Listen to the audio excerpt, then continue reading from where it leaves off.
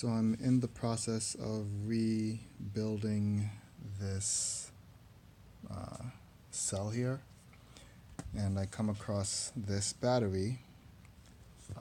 That magnet was on it, but it was not holding well.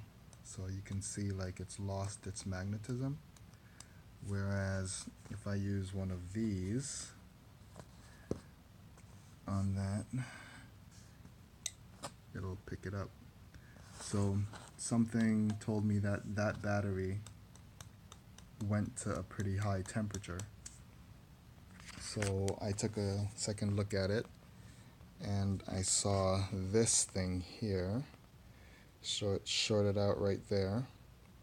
I cut off the piece that extended towards that area to make it be able to short out.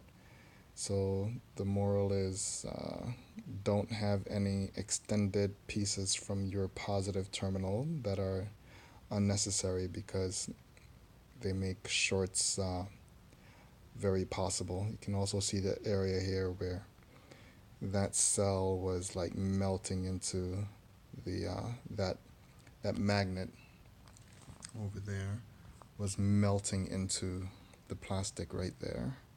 So yeah,